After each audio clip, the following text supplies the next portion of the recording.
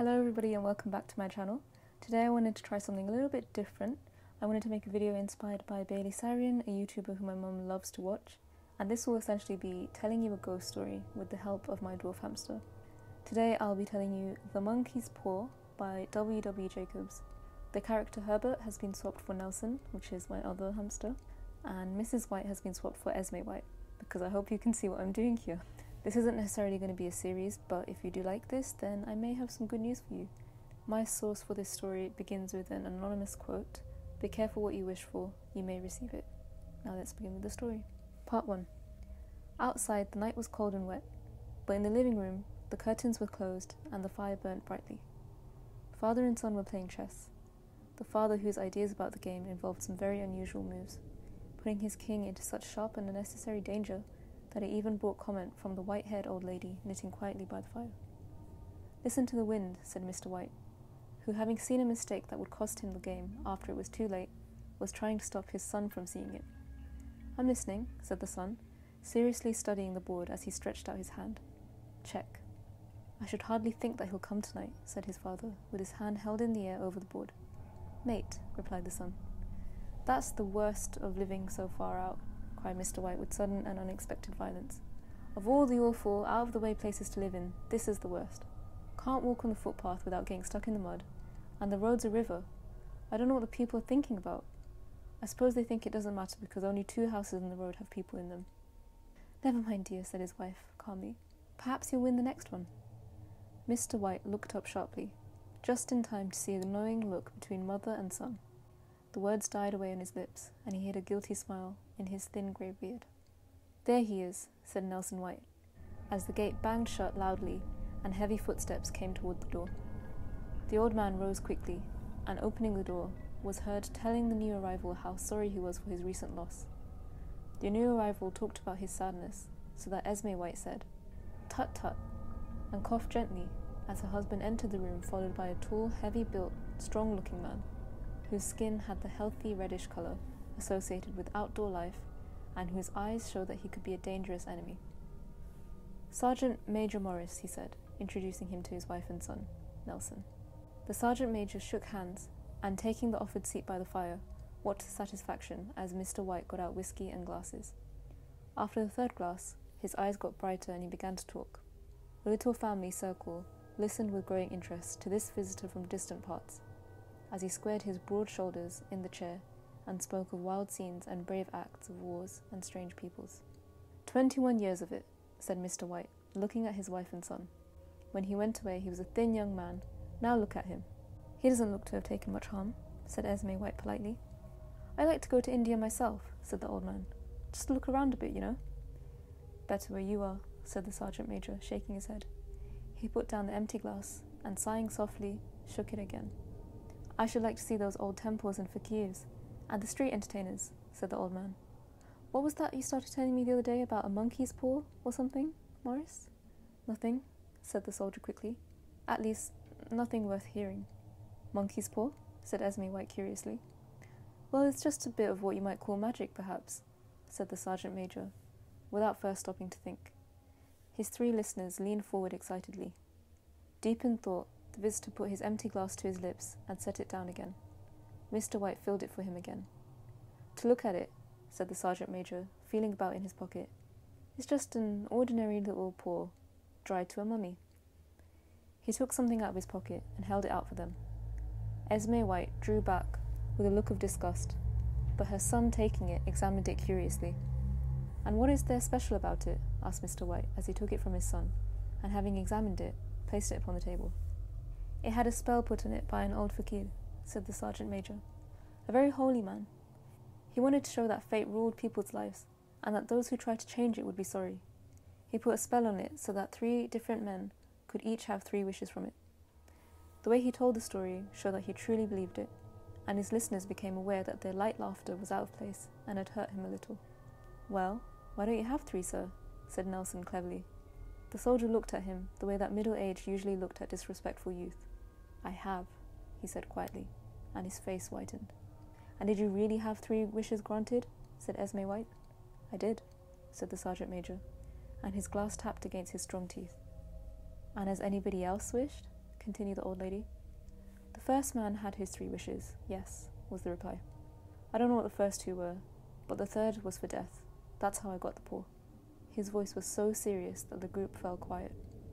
If you've had your 3 wishes, it's no good to you now then, Morris, said the old man, at last. What do you keep it for? The soldier shook his head.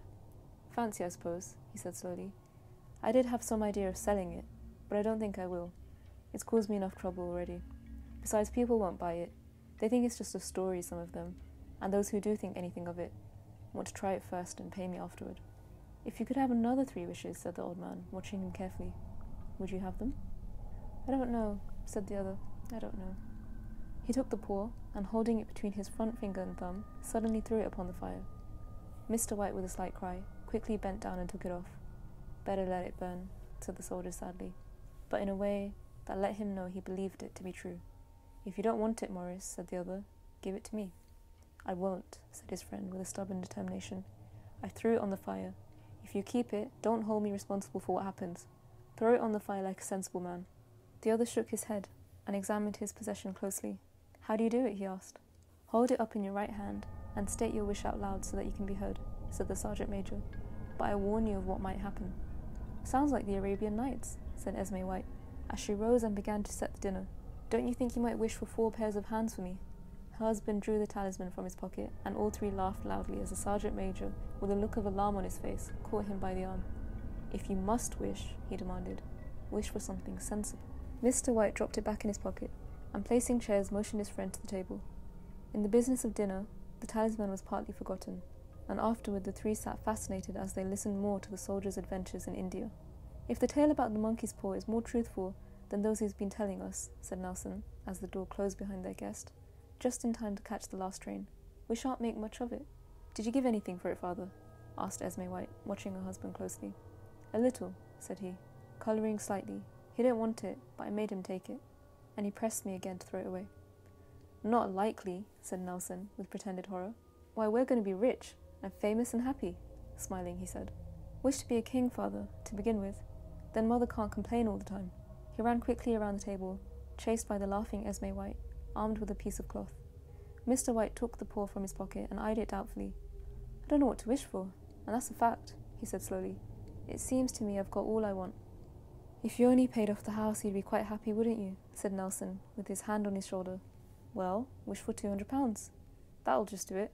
His father, smiling with an embarrassed look for his foolishness in believing the soldier's story, held up the talisman. Nelson, with a serious face, spoiled only by a quick smile to his mother, sat down at the piano and struck a few grand chords. I wish for £200, said the old man clearly. A fine crash from the piano greeted his words, broken by a frightened cry from the old man. His wife and son ran toward him. It moved, he cried, with a look of horror as the object as it lay on the floor. As I wished, it twisted in my hand like a snake. Well, I don't see the money, said his son, as he picked it up and placed it on the table, and I bet I never shall. It must have been your imagination, father, said his wife, regarding him worriedly. He shook his head. Never mind, though. There's no harm done, but it gave me a shock all the same. They sat down by the fire again, while the 2 men finished their pipes. Outside, the wind was higher than ever, and the old man jumped nervously at the sound of a door banging upstairs. An unusual and depressing silence settled on all 3, which lasted until the old couple got up to go to bed. I expect you'll find the cash tied up in a big bag in the middle of your bed, said Nelson, as he wished them good night, and something horrible sitting on top of your wardrobe, watching as you pocket your ill-gotten money. Nelson, who normally had a playful nature and didn't like to take things too seriously, sat alone in the darkness looking into the dying fire. He saw faces in it, the last so horrible and so monkey-like that he stared at it in amazement. It became so clear that with a nervous laugh he felt on the table for a glass containing some water to throw over it. His hand found the monkey's paw, and with a little shake of his body he wiped his hand on his coat and went up to bed. Part 2. In the brightness of the wintry sun next morning, as it streamed over the breakfast table, he laughed at his fears. The room felt as it always had, and there was an air of health and happiness which was not there the previous night. The dirty, dried-up little paw was thrown on the cabinet with a carelessness which indicated no great belief in what good it could do. I suppose all old soldiers are the same, said Esmé White. The idea of our listening to such nonsense. How could wishes be granted in these days? And if they could, how could £200 hurt you, father? Might drop in his head from the sky, said Nelson. Morris said that the things happened so naturally, said his father, that you might, if you so wished, not see the relationship. Well, don't break into the money before I come, said Nelson, as he rose from the table to go to work. I'm afraid it will turn you into a mean, greedy old man, and we shall have to tell everyone that we don't know you. His mother laughed, and following him to the door, watched him go down the road, and returning to the breakfast table, she felt very happy at the expense of her husband's readiness to believe such stories. All of which did not prevent her from hurrying to the door at the postman's knock, nor when she found that the post brought only a bill talking about how sergeant majors can develop bad drinking habits after they leave the army. Nelson will have some more of his funny remarks, I expect, when he comes home, she said as they sat at dinner. I know, said Mr. White, pouring himself out some beer. But for all that, the thing moved in my hand. That I'll swear to. You thought it did, said the old lady, trying to calm him. I say it did, replied the other. There was no thought about it. What's the matter? His wife made no reply. She was watching the mysterious movements of a man outside who, looking in an undecided fashion at the house, appeared to be trying to make up his mind to enter. In mental connection with the £200, she noticed that the stranger was well dressed and wore a silk hat of shiny newness. 3 times he stopped briefly at the gate, and then walked on again. The 4th time he stood with his hand upon it, and then with sudden firmness of mind, pushed it open and walked up to the path. Esmé White at the same moment placed her hands behind her, hurriedly untied the strings of her apron, and put it under the cushion of her chair. She brought the stranger, who seemed a little uncomfortable, into the room. He looked at her in a way that said there was something about his purpose that he wanted to keep a secret, and seemed to be thinking of something else, as the old lady said she was sorry for the appearance of the room and her husband's coat, which he usually wore in the garden. She then waited patiently, as her gender would permit for him to state his business, but he was at first strangely silent. I was asked to call, he said at last, and bent down and picked a piece of cotton from his trousers. I come from Moore and Meggins. The old lady jumped suddenly, as in alarm. Is anything the matter? She asked breathlessly. Has anything happened to Nelson? What is it? What is it? Her husband spoke before he could answer. There, mother, he said hurriedly. Sit down and don't jump to a conclusion. You've not brought bad news, I'm sure, sir. And eyed the other, expecting that it was a bad news, but hoping he was wrong. I'm sorry, began the visitor. Is he hurt? Demanded the mother wildly. The visitor lowered and raised his head once in agreement. Badly hurt, he said quietly. But he's not in any pain. Oh, thank God, said the old woman, pressing her hands tightly together. Thank God for that, She broke off as the tragic meaning of the part about him not being in pain came to her. The man had turned his head slightly so as not to look at her directly, but she saw the awful truth in his face. She caught her breath, and turning to her husband, who did not yet understand the man's meaning, laid her shaking hand on his. There was a long silence. He was caught in the machinery, said the visitor at length in a low voice. Caught in the machinery? Repeated Mr. White, too shocked to think clearly. Yes. He sat staring out the window, and taking his wife's hand between his own, pressed it as he used to do when he was trying to win her love in the first time before they were married, nearly 40 years before. He was the only one left to us, he said, turning gently to the visitor. It is hard. The other coughed, and rising, walked slowly to the window. The firm wishes me to pass on their great sadness about your loss, he said without looking round. I ask that you to please understand that I am only their servant and simply doing what they told me to do. There was no reply. The old woman's face was white, her eyes staring and her breath unheard. On the husband's face was a look such as his friend, the sergeant major, might have carried into his first battle. I was to say that Moore and Meggins accepts no responsibility, continued the other. But although they don't believe that they have a legal requirement to make payment to you for your loss, in view of your son's services, they wish to present you with a certain sum. Mr. White dropped his wife's hands, and rising to his feet, stared with a look of horror at his visitor. His dry lips shaped the words, How much? £200 was the answer. Without hearing his wife scream, the old man smiled weakly, put out his hands like a blind man, and fell, a senseless mass, to the floor. Part 3. In the huge new cemetery, some 2 miles away, the old people buried their dead, and came back to the house, which was now full of shadows and silence. It was all over so quickly that at first they could hardly realize it, and remained in a state of waiting for something else to happen, something else which was to lighten this load, too heavy for old hearts to bear. But the days passed, and they realized that they had to accept the situation, the hopeless acceptance of the old. Sometimes they hardly said a word to each other, for now they had nothing to talk about, and their days were long to tiredness. It was about a week after that the old man, waking suddenly in the night, stretched out his hand and found himself alone. The room was in darkness, and he could hear the sound of his wife crying quietly at the window. He raised himself in bed and listened. "Come back," he said tenderly. "You will be cold." "It is colder for my son," said the old woman, who began crying again. The sounds of crying died away on his ears. The bed was warm and his eyes heavy with sleep. He slept lightly at first, and then was fully asleep, until a sudden wild cry from his wife woke him with a start. "The paw!" she cried wildly. "The monkey's paw!" He started up in alarm. Where is it? What's the matter?" She almost fell as she came hurriedly across the room toward him. "I want it," she said quietly. "You've not destroyed it." "It's in the living room on the shelf above the fireplace," he replied. "Why?" She cried and laughed together, and bending over kissed his cheek. "I only just thought of it," she said. "Why didn't I think of it before? Why didn't you think of it?" "Think of what?" he questioned. "The other 2 wishes," she replied quickly. "We've only had one." "Was that not enough?" he demanded angrily. "No," she cried excitedly. "We'll have one more. Go down and get it quickly and wish our boy alive again." The man sat up in bed and threw the blankets from his shaking legs. "Good God, you are mad," he cried, struck with horror. "Get it," she said, breathing quickly. "Get it quickly and wish. Oh, my boy, my boy." Her husband struck a match and lit the candle. "Get back to bed," he said, his voice shaking. "You don't know what you're saying." "We had the first wish granted," said the old woman desperately. "Why not the second?"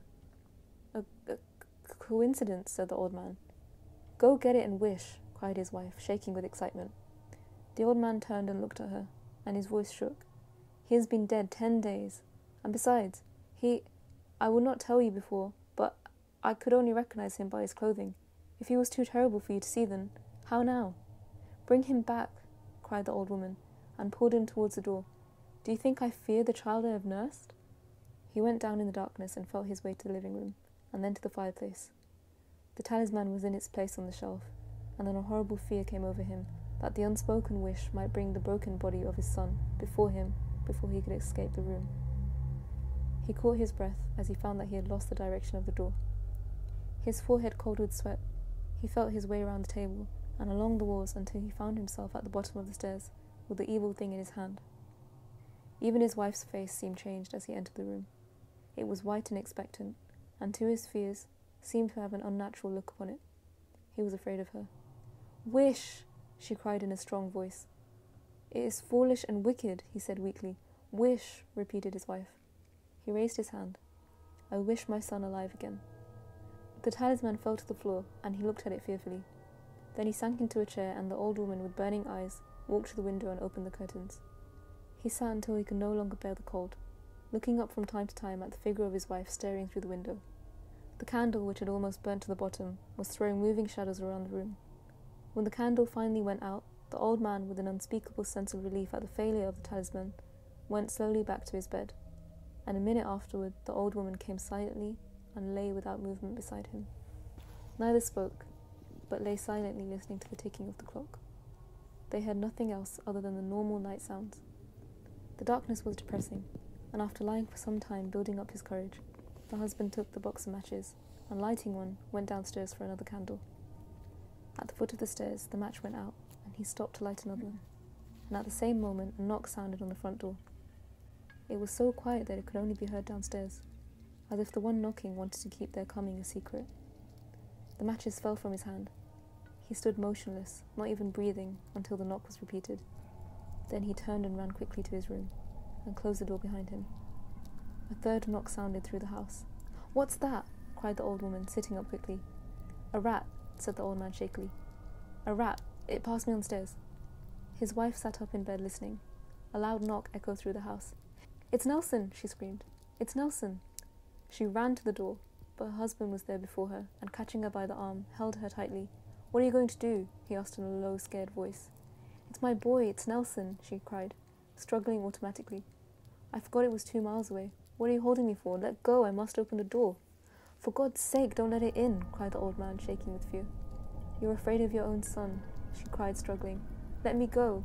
There was another knock, and another. The old woman, with a sudden pull, broke free and ran from the room. Her husband followed to the top of the stairs and called after her as she hurried down. He heard the chain pulled back and the bottom lock open. Then the old woman's voice, desperate and breathing heavily. "The top lock," she cried loudly. "Come down, I can't reach it." If only he could find it before the thing outside got in. The knocks came very quickly now, echoing through the house, and he heard the noise of his wife moving a chair and putting it down against the door. He heard the movement of the lock as she began to open it, and at the same moment he found the monkey's paw and frantically breathed his third and last wish. The knocking stopped suddenly, although the echoes of it were still in the house. He heard the chair pulled back and the door opened. A cold wind blew up the staircase, and a long, loud cry of disappointment and pain from his wife gave him the courage to run down to her side, and then to the gate. The streetlight opposite shone on a quiet and deserted road. This was a short Gothic story. Leave a comment letting me know what you thought of it, and if you enjoyed the video, leave a like, please give it a share, and see you next time. Hope you weren't too scared. No, Esmé, come here. Come here, Esmé. Esmé. But in the small living room, the curtains were closed and the fire burned brightly. Why can't I do English properly, man? Let's try this again.